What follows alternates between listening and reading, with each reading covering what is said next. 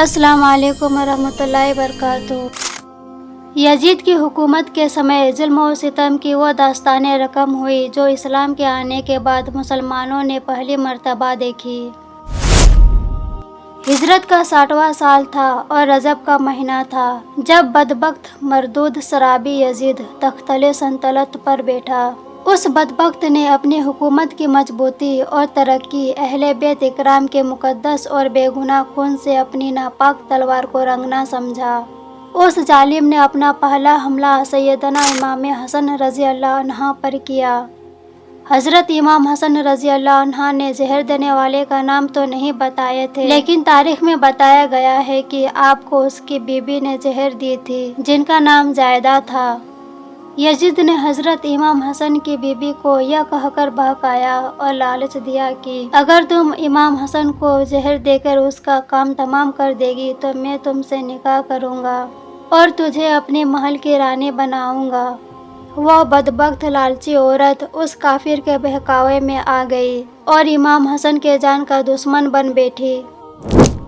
یوں تو آپ کو کئی مرتبہ زہر دیا گیا لیکن اللہ کی شان سے اس زہر کا آپ پر کچھ بھی اثر نہ ہوا۔ جب آخری مرتبہ ان کو زہر دیا گیا تو وہ اثر کر گیا۔ حضرت امام حسن کی بیوی نے ہیرے کو بہت اچھی طرح سے پیس کر آپ کے پانی میں ملا دیا اور آپ کے کمرے میں رکھ دی۔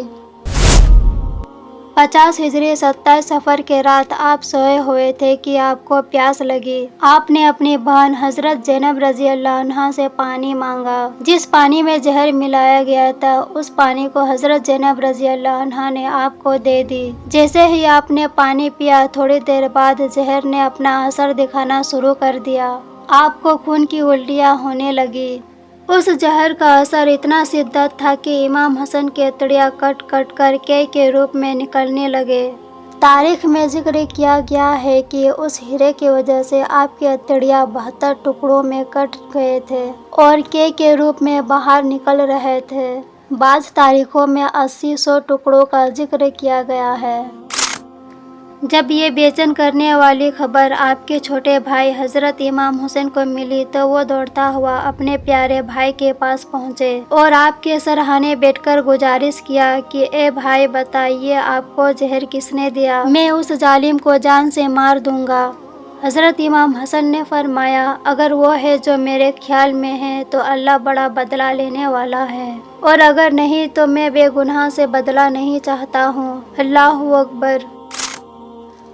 اتنی تکلیف دینے والے ظلم کے باوجود بھی آپ نے اس ظالم کا نام نہیں بتایا جس نے آپ کو زہر دیا تھا۔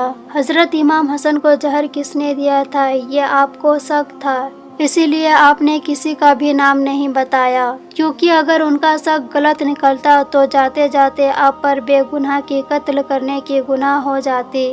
اس لیے امام حسن نے کسی کا بھی نام نہیں بتایا اور پھر 3 دنوں کے بعد آپ دنیا سے پردہ سما گئے۔ ویڈیو اچھی لگی ہو تو لائک شیئر ضرور کریں۔ السلام علیکم ورحمۃ اللہ وبرکاتہ۔